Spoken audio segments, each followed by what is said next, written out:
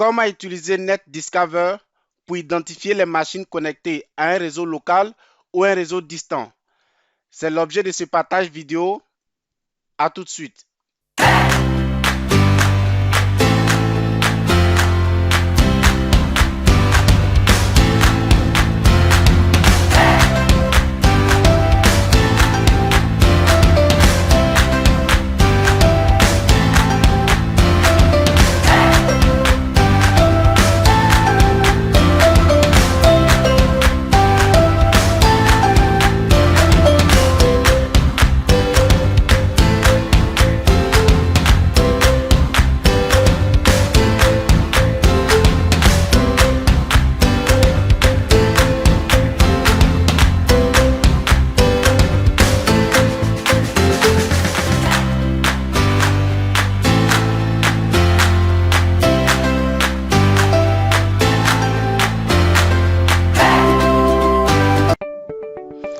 Alors, premièrement, se rassurer qu'on a bien l'outil NetDiscover sur notre machine.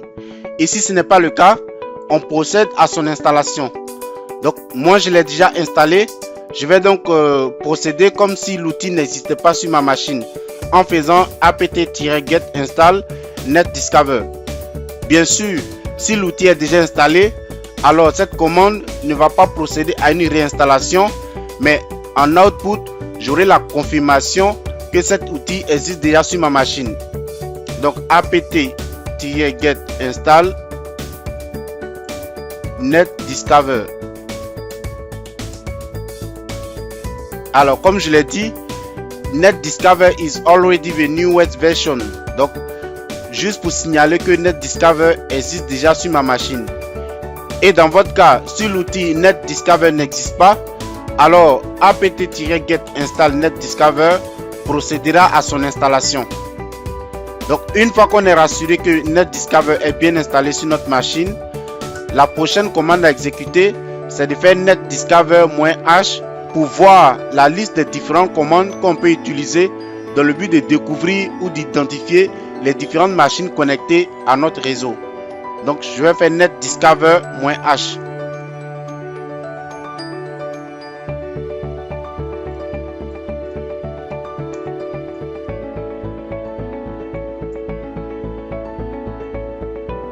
Et en output, on a bel et bien une brève description des différentes options de commande qu'on peut utiliser.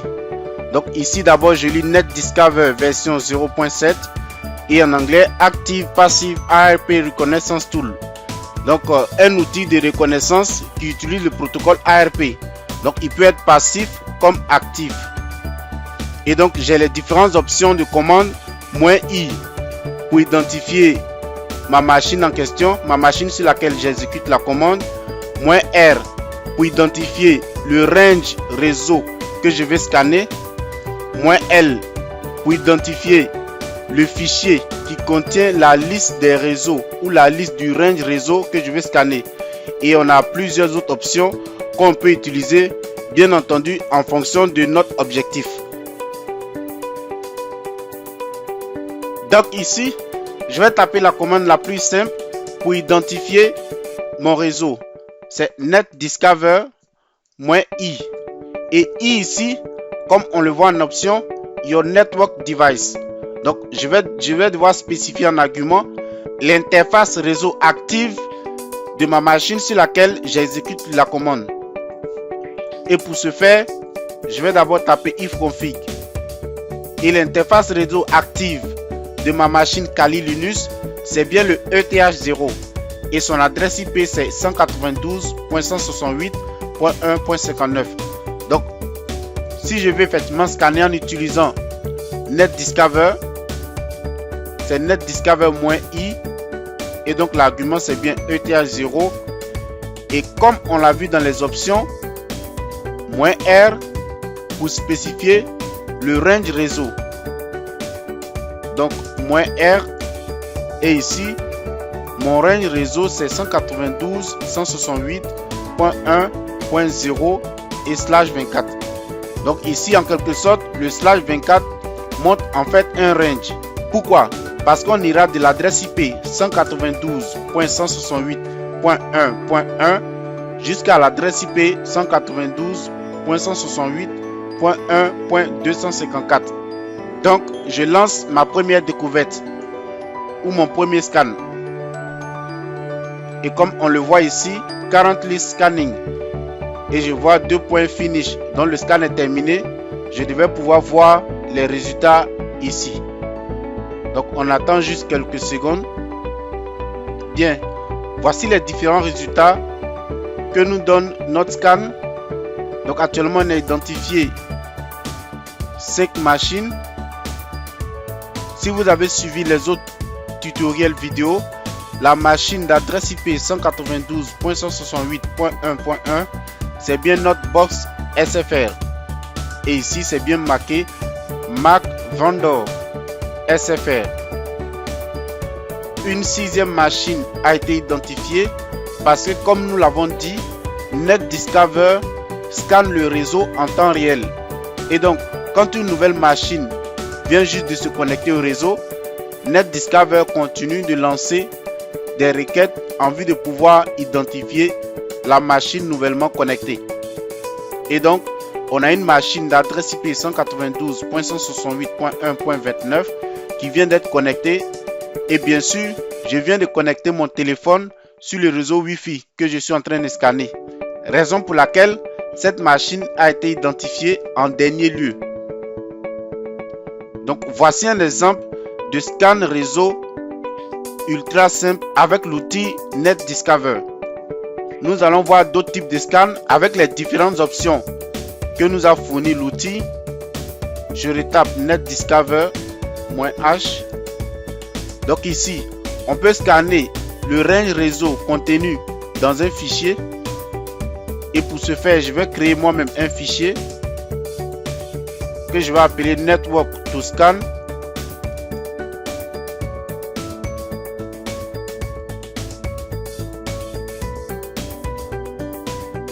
Donc ça sera un fichier .txt. Je vais effectivement renseigner une liste d'adresses réseau dans ce fichier.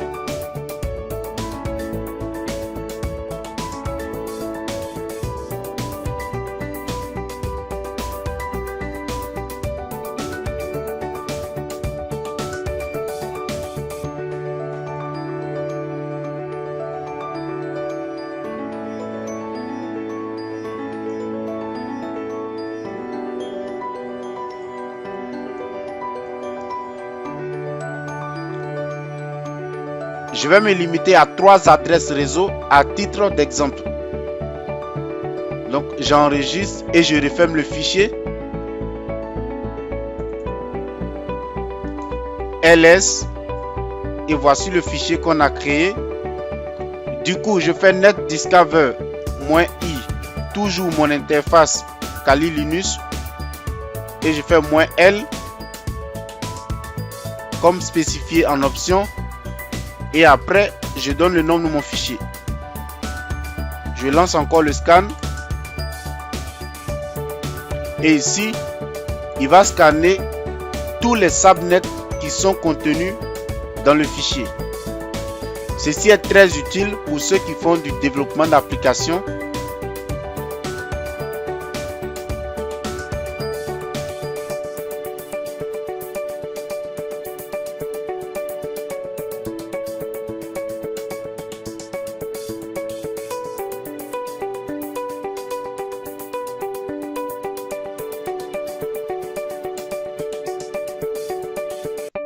Comme vu précédemment, ici, le réseau 192.1.0/24 est de nouveau scanné. Pourquoi? Parce qu'il est contenu dans notre fichier. Et aussi, on devrait pouvoir scanner les 2 autres réseaux qu'on a mentionnés dans notre fichier, à savoir le réseau 192.168.2.0/24 et le réseau en .3.0/24. Nous remarquons qu'il n'y a pas d'output pour les 2 autres subnets que j'ai mentionnés dans le fichier, à savoir le subnet 192.168.2.0/24 et le dernier subnet en .3.0/24. Pourquoi?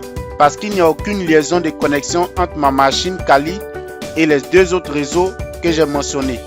Raison pour laquelle on ne voit qu'en output les machines qui sont connectées dans le même réseau que ma machine Kali. Alors, on peut lancer plusieurs autres types de scans en utilisant les diverses options que nous fournit l'outil. Donc, je vais juste rappeler ces options.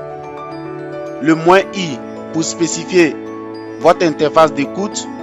Le "-r" pour spécifier le range réseau ou le range subnet qu'on veut scanner. Le "-l" pour spécifier le fichier qui contient la liste de tous les subnets ou tous les réseaux qu'on veut scanner, etc. Qu'est-ce qui se passe alors en back-end? C'est ce qui va nous intéresser pour la suite. Donc, lorsque je vais lancer un nouveau scan, je vais utiliser l'outil Wireshark pour voir concrètement comment est-ce que NetDiscover procède pour découvrir ou identifier les machines connectées à un réseau. On va donc utiliser la commande netdiscover -i,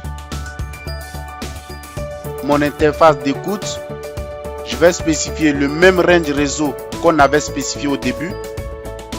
Donc, le 192.168.1.0/24.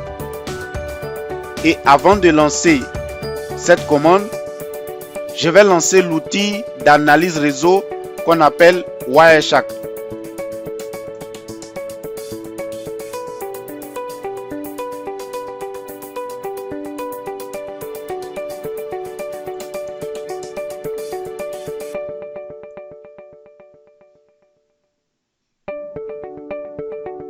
Une fois que l'outil Wireshark est lancé, je vais donc aller dans Capture, Options, pour choisir l'interface sur laquelle je vais faire l'écoute réseau. Donc ici, je vais choisir l'interface ETH0 et je vais lancer Start. Bien sûr, vu que ma machine Kali Linux est connectée à Internet, donc déjà on verra passer sur l'interface ETH0 plusieurs trafics avec différents types de protocoles. Donc comme vous pouvez le voir déjà ici, on a le protocole SSDP, le protocole UDP, le protocole HTTP, etc. Je vais lancer la commande netdiscover pour scanner le réseau 192.168.1.0/24 et voir ce qui se passe sur l'interface ETH0 lorsque l'outil netdiscover est en cours d'inspection des machines du réseau. J'exécute la commande.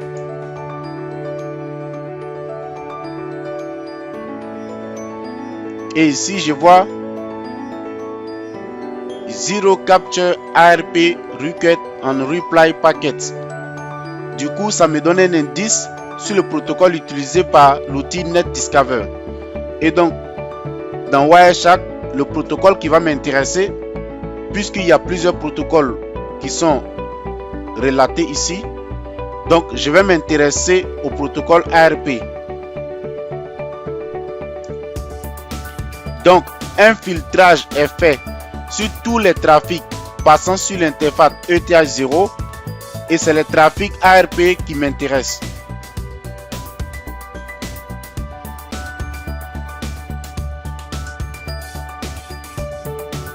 En parallèle, netdiscover a identifié encore une fois 6 machines et ici on peut revoir l'adresse IP de ces différentes machines.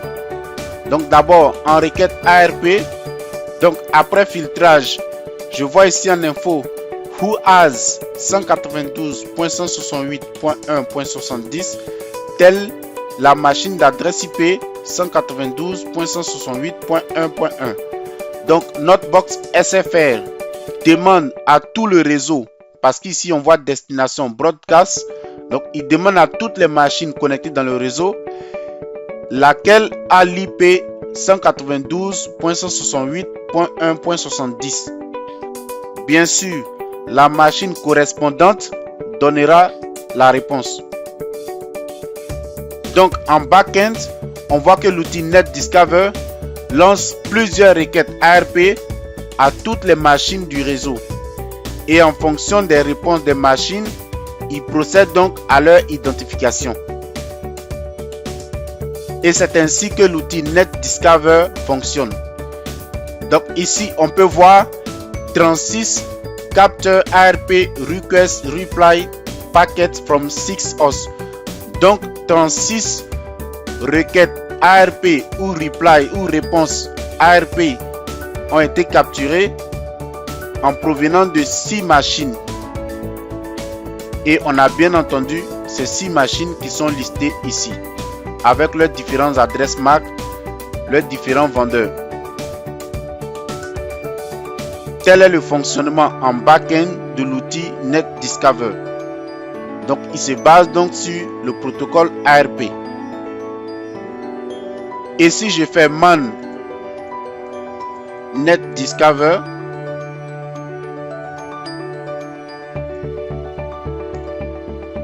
c'est bien ce qui est mentionné ici.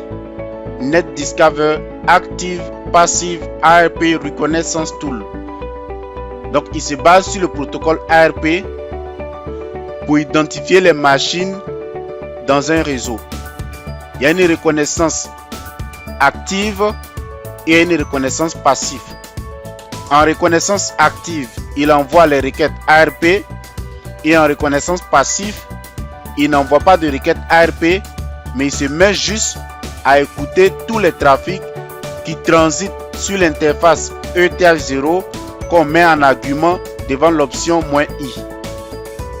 Donc, tel était le but de cette vidéo, vous présenter l'outil NetDiscover et en back-end son fonctionnement en utilisant l'outil d'analyse réseau qu'on appelle Wireshark. J'espère que cette vidéo vous a plu. Si c'est le cas, n'hésitez pas à la liker, à la partager et on se dit à bientôt